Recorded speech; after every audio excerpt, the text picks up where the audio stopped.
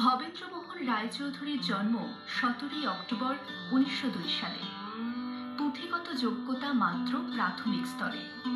পরবর্তীকালে গীতিকার, সুরকার তথা কালী সাধক ভবা পাগলা নামে পরিচিত হন।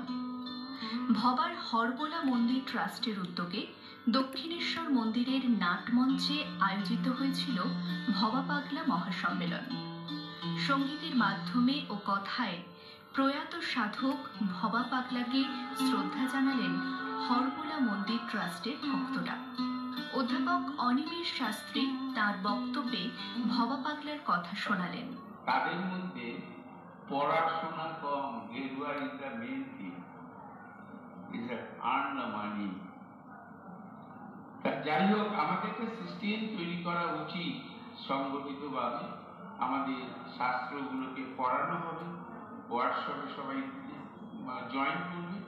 আমাদের গুরুস্থানীয়, জ্ঞানী স্থানীয়, তারা সবাই পড়াবে। এরকম একটা সিস্টেম যদি হয়, আমাদের শাস্ত্রের প্রতি, আমাদের হিন্দু ধর্মের প্রতি আকর্ষণ আমাদের আগামী প্রজন্মের আরো বাড়বে। আচার্য গোপাল ক্ষেত্রী জানালেন, গত ৩৯ বছর ধরে আমরা ভবা পাগলার গান প্রচার করার জন্য পৃথিবীর সর্বাধিক সঙ্গীতের রচয়িতা, কিন্তু তিনি বলতেন খবরে গেলে গোবরে গেলাম। নিজে প্রচার বিমুখ ছিলেন, তার প্রচার চাইতেন না, কিন্তু জোর করে আমরাই বললাম, তোমার দেখো ঠাকুর রামকৃষ্ণের কথা কত মানুষ জেনে গেছে শ্রীমর কথামৃত পড়ে, তা তোমার কথা আমি প্রচার করবো। তার কাছে অনুমতি নিয়েছিলাম।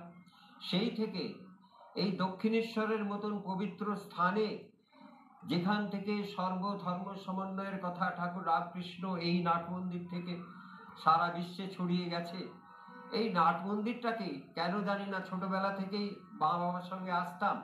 এই মন্দির, এই প্রতিটি মন্দিরে ইট প্রস্তর আমাকে টেনে রাখে। তার এখান থেকে এখানকার কর্তৃপক্ষ, বর্তমানে কুশল চৌধুরী মহাশয়, আমাকে অনুমতি দিয়ে আসছে প্রতি বছরে। এরপরে আদ্যাপীঠ, কালীঘাট, বিভিন্ন জায়গায়, পৃথিবীর বিভিন্ন জায়গায়, পৃথিবীর প্রায় 17টা দেশে আমার যাওয়া, কিন্তু আমরা তার কথা, তার আদর্শ প্রচার করি। তার একটাই কথা, দেশ ছেড়ে দাও, দেশকে ভালোবাসো, হিংসা ছেড়ে দাও, দেশকে ভালোবাসো। আমি মানুষ ভালোবাসি, কোনো তীর্থের নাই প্রয়োজনে গয়া গঙ্গা কাশি। কোনো তীর্থে যেতে হবে না, মানুষকে যদি ভালোবাসতে পারো, সে ও পায় মন রেখো, উপায়ের ভাবনা তিনি করে দেবেন। তোমরা লগ্ন দেখে পুজো করো, লগ্ন কখন হয়? মন যখন মগ্ন হয়। মায়ের কাছে সকল সমান, কি বা হিন্দু কি মুসলমান। দেবতা মানুষের বিধান ব্যবধানে করে গঠন, ফল ফুলে কুন্দ ধরা, কেউ সুখী কেউ কপাল পোড়া।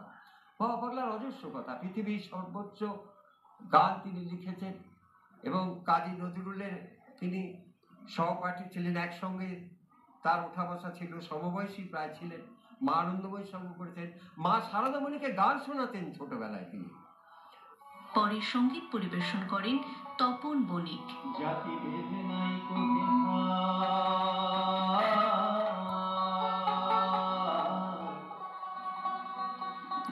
জাতি ভেদে নাই মায়ের আমার এই তো খেলা, মায়া আমার সাগর পারের হরবোলা, মায়া আমার সাগর পারের হরবোলা। জাতি ভেদে নাই তো ভেদা, জাতি ভেদে নাই